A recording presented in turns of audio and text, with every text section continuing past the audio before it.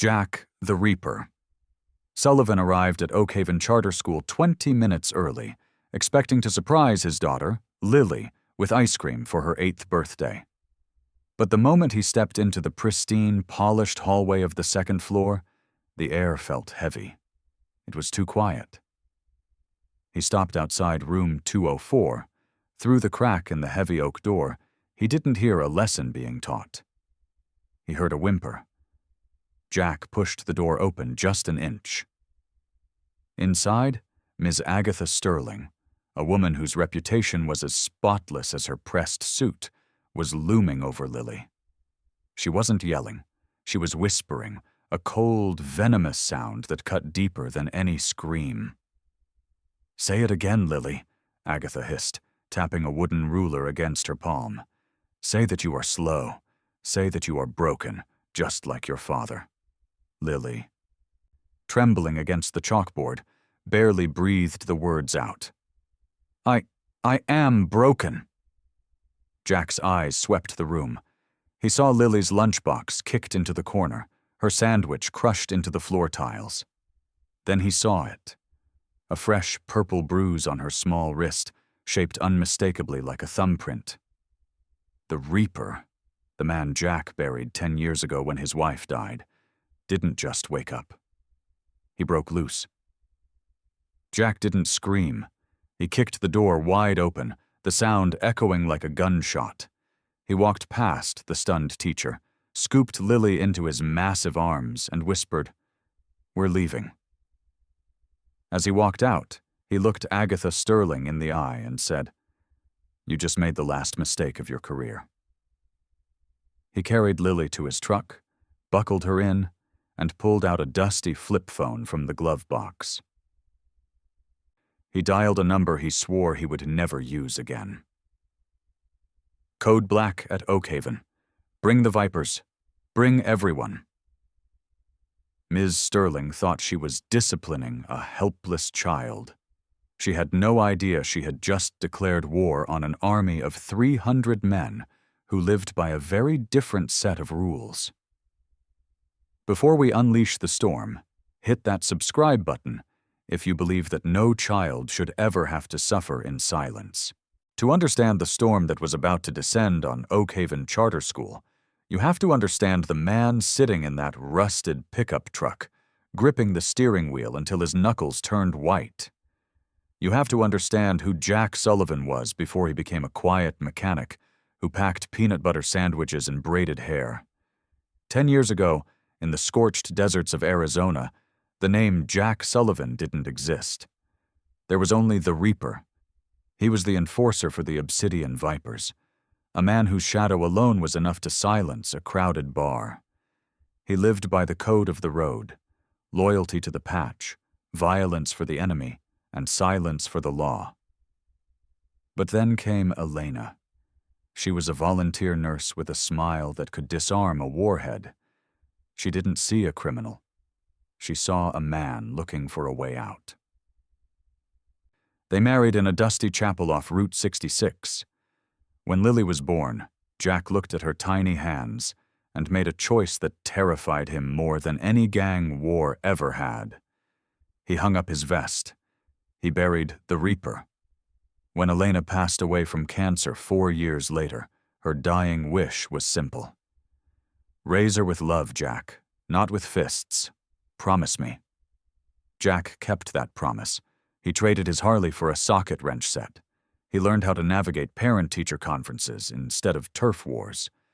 He thought he had left the darkness behind. But in his effort to be a civilized father, Jack had missed the signs. He was so focused on paying the tuition for Oakhaven, the best school in the district, that he didn't see his daughter fading away. For the past 3 months, Lily had changed. The vibrant girl who used to chase lizards in the backyard had become a ghost.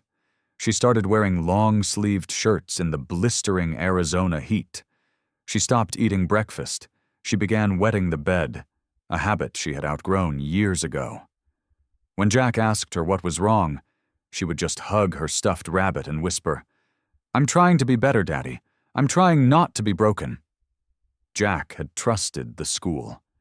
He had trusted the smiling face of Agatha Sterling, a veteran teacher with 30 years of experience and a shelf full of Educator of the Year awards. He thought Lily was just grieving her mother. He thought he was failing her as a father. He didn't know that the monster wasn't in his head. The monster was in room 204.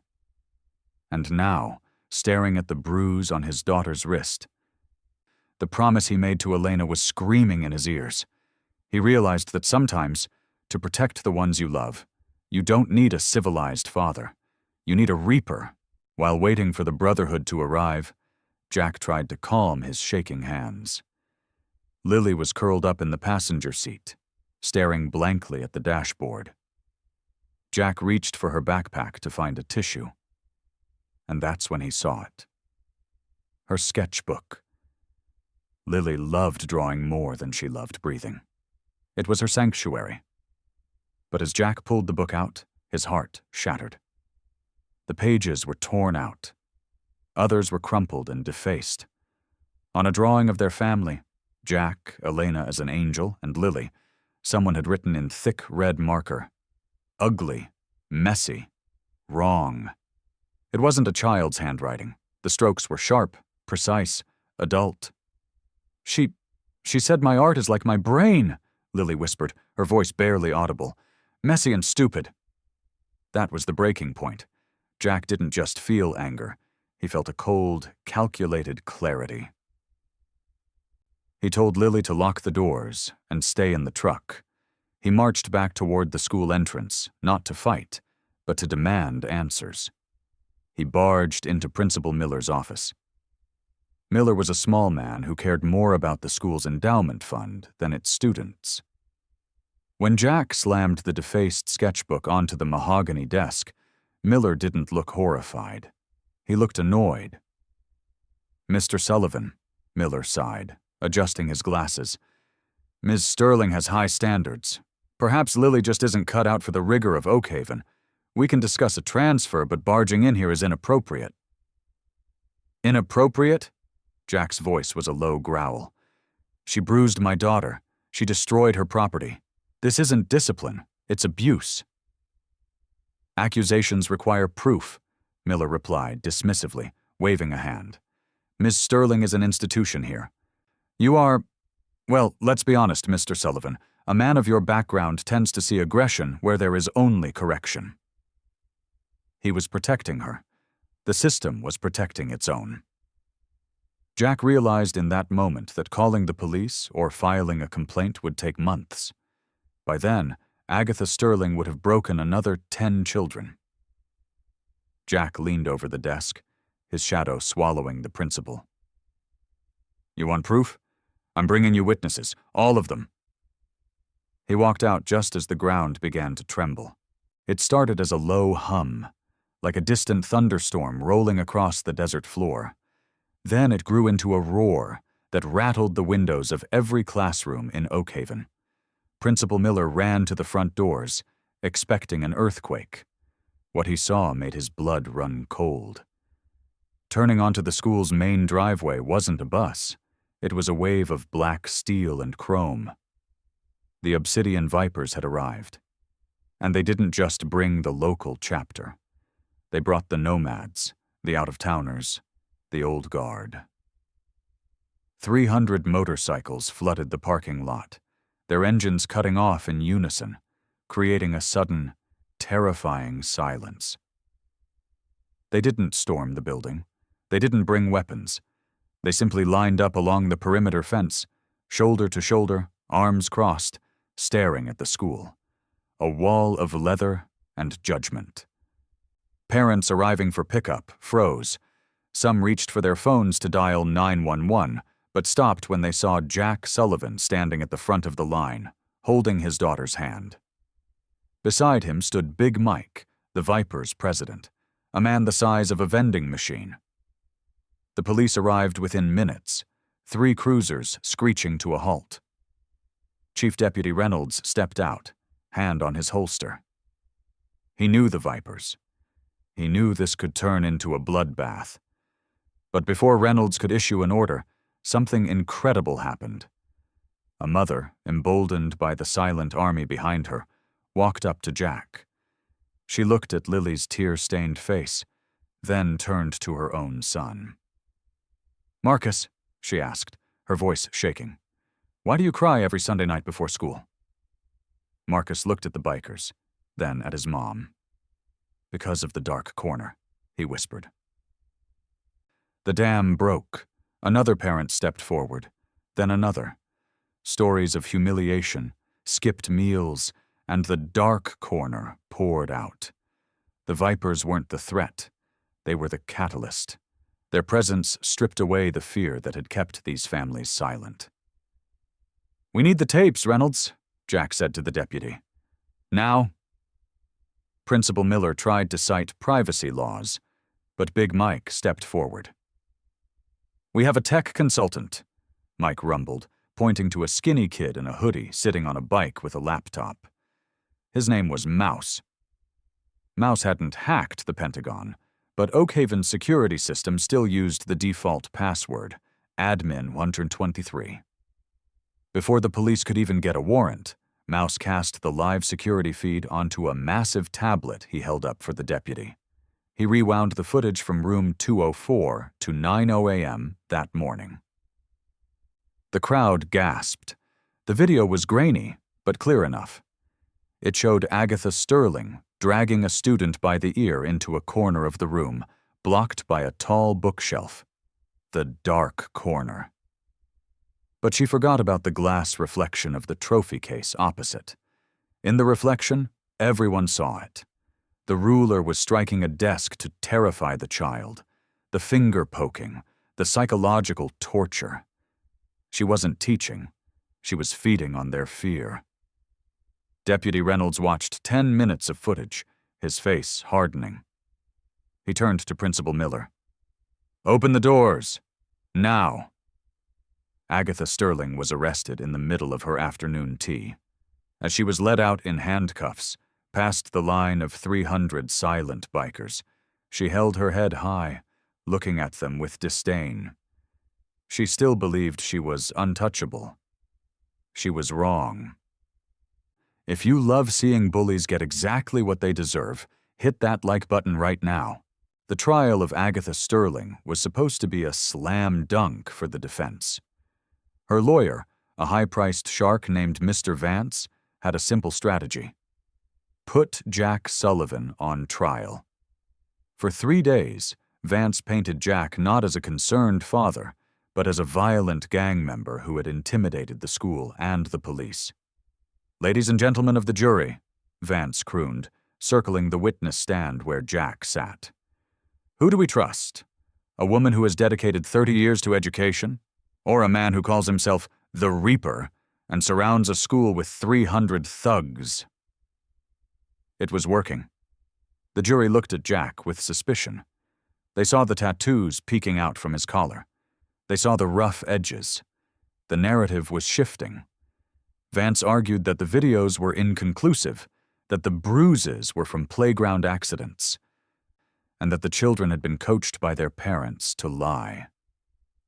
Jack sat stoically. He wanted to leap over the railing and silence Vance, but he remembered his promise to Elena. Not with fists. Then came the turning point. The prosecution called a surprise witness. The courtroom doors opened, and a woman walked in. It wasn't a parent. It was Ms. Clara Halloway, a former teacher at Oakhaven. She had been fired 5 years ago. Rumor was that she was incompetent. "Ms. Halloway," the prosecutor asked, "why were you fired?" "I wasn't fired for incompetence," Clara said, her voice trembling but clear. "I was fired because I reported Agatha Sterling to the board. I saw her lock a 6-year-old in a supply closet for 2 hours because he stuttered. When I tried to intervene, Mrs. Sterling told the principal I was emotionally unstable. They chose her reputation over the child's safety." Vance tried to object, but the damage was done. The jury realized this wasn't an isolated incident. It was a decades-long cover-up. But the final nail in the coffin wasn't Clara. It was Lily. When the judge asked if Lily wanted to speak, the courtroom went silent. Jack lifted her into the witness chair. She looked tiny, her feet barely reaching the edge. She held her stuffed rabbit tight. "Lily," the prosecutor asked gently, "why were you afraid of Ms. Sterling?" Lily looked at Agatha, then at her father. She took a deep breath. "My daddy has tattoos," she said, her small voice echoing in the silent room. "And he looks scary. But when I have a nightmare, he holds me until I fall asleep. Ms. Sterling wears nice clothes and smells like flowers. But she gave me the nightmares." She rolled up her sleeve. The bruise had faded, but a faint yellow mark remained. "She told me that because I don't have a mommy, I'm broken. She said nobody wants a broken toy." A juror in the front row wiped away a tear. The spell was broken. Agatha Sterling wasn't a victim. She was a monster in a cardigan. The jury deliberated for less than an hour. Guilty on all counts: child endangerment, assault, and emotional abuse. The judge, clearly moved by the testimony, went beyond the sentencing guidelines. "Agatha Sterling, you preyed on the vulnerable to feed your own ego," the judge declared. "I sentence you to 15 years in state prison." As the gavel banged, the courtroom erupted.